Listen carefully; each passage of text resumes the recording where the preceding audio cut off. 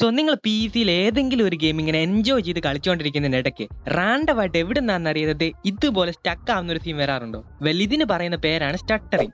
ഗെയിംസിൽ സ്റ്റട്ടറിങ് ഉണ്ടാവാൻ കുറെ റീസൺസ് ഉണ്ട്. CPU bottle neck, thermal throttling and more. Stuttering ഒരിക്കലും കംപ്ലീറ്റ് ആയിട്ട് ഒഴിവാക്കാൻ പറ്റത്തില്ല, പക്ഷേ ഇത് കൺട്രോൾ ചെയ്ത് നിങ്ങളുടെ ഗെയിം പ്ലേ എക്സ്പീരിയൻസ് സ്മൂത്ത് ആക്കാൻ പറ്റും.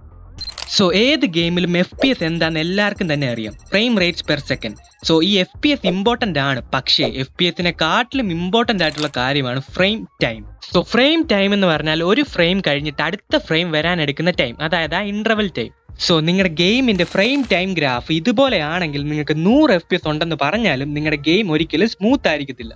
ബിക്കോസ് ഈ ഗ്രാഫിൽ വരുന്ന ഓരോ സ്പൈക്സും നിങ്ങളുടെ ഗെയിമിൽ സ്റ്റക്ക് ആവുന്നത് പോലെ തോന്നും.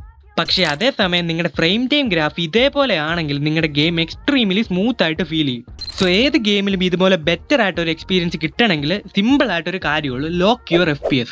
സോ ഇതിനു വേണ്ടി നിങ്ങൾ MSI ആഫ്റ്റർ ബേണർ എന്ന് പറയുന്ന ഒരു ഫ്രീ സോഫ്റ്റ്വെയർ ഡൗൺലോഡ് ചെയ്യുക. ബിക്കോസ് ഇതിൽ മാത്രമേ നിങ്ങൾക്ക് FPS ലോക്ക് ചെയ്യുമ്പോൾ ഫ്രെയിം ടൈമിൽ ലോക്ക് ആയിട്ട് കിട്ടത്തുള്ളൂ. ഇനി ലോക്ക് ചെയ്യാനായിട്ട് നിങ്ങൾ ആദ്യം ആഫ്റ്റർ ബേണർ ഓപ്പൺ ചെയ്യുക. അതിനുശേഷം RTSS എന്ന് സെർച്ച് ചെയ്തിട്ട് അതും കൂടി ഓപ്പൺ ചെയ്യുക. അവിടെ നിങ്ങൾക്ക് ഫ്രെയിം റേറ്റ് ലിമിറ്റ് കാണാൻ പറ്റും. PS5 ഗെയിംസ് സ്മൂത്ത് ആയിട്ട് റൺ ആവുന്നതിന്റെ one of the main reason എന്ന് പറയുന്നത് അതിൽ 30 അല്ലെങ്കിൽ 60 FPS ലോക്ക് ആയിരിക്കും. ഇനി നിങ്ങൾ PC ലോക്ക് ചെയ്യുമ്പോൾ നിങ്ങളുടെ ആവറേജ് FPS എത്രയാണോ അതിന് 5 FPS താഴെ ലോക്ക് ചെയ്യുക. ഇങ്ങനെ ചെയ്യുമ്പോൾ നിങ്ങളുടെ ഫ്രെയിം ടൈം സ്റ്റേബിൾ ആവുകയും നിങ്ങളുടെ ഓവറോൾ എക്സ്പീരിയൻസ് അടിപൊളിയാവുകയും ചെയ്യും. സോ നിങ്ങൾ ഉറപ്പായിട്ടും ആഫ്റ്റർ ബേണർ ഉപയോഗിച്ച് നിങ്ങളുടെ FPS ഒന്ന് ലോക്ക് ചെയ്ത് നോക്കുക. ബിക്കോസ് നിങ്ങൾ ഇത്രയും നാൾ എങ്ങനെയാണോ ഗെയിം കളിച്ചുകൊണ്ടിരുന്നത് അതിൽ നിന്ന് നല്ലൊരു ഇമ്പ്രൂവ്മെന്റ് ഉണ്ടാക്കാൻ പറ്റുന്നതാണ്. ഇനി നിങ്ങൾ ഉറപ്പായിട്ടും ചെയ്യേണ്ട രണ്ടാമത്തെ കാര്യം എന്ന് പറയുന്നത് സ്റ്റോപ്പ് യൂസിങ് പ്രീസെറ്റ്സ്. അതായത് നിങ്ങൾ ഇനിയും ഇതുപോലെ ഹൈ അൾട്രാ പ്രീസെറ്റ്സ് യൂസ് ചെയ്താണ് കളിക്കുന്നെങ്കിൽ നിർത്തിക്കോ. ബിക്കോസ് നിങ്ങൾക്ക് ഒരിക്കലും നല്ല FPS കിട്ടാൻ പോകുന്നില്ല.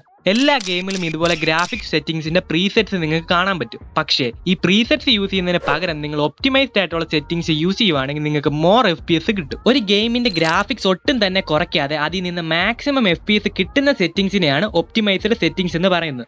സിമ്പിൾ ആയിട്ട് കാണിച്ചു തരാം. സോ ബേസിക്കലി നിങ്ങൾ ഈ അൾട്രാ പ്രീസെറ്റും ഒപ്റ്റിമൈസ്ഡ് ആയിട്ടുള്ള ഈ സെറ്റിംഗ്സ് ഒന്ന് കമ്പയർ ചെയ്ത് നോക്കിയാൽ നിങ്ങൾക്ക് എന്തെങ്കിലും തരത്തിലുള്ള ഗ്രാഫിക്കൽ ഡിഫറൻസ് കാണാൻ പറ്റുന്നുണ്ടോ? പക്ഷേ നിങ്ങൾ ഇതിന്റെ FPS ഒന്ന് എടുത്ത് നോക്കുവാണെങ്കിൽ ഒപ്റ്റിമൈസ്ഡ് സെറ്റിംഗ്സിൽ നല്ല രീതിയിലുള്ള ഡിഫറൻസ് നിങ്ങൾക്ക് കാണാൻ പറ്റും.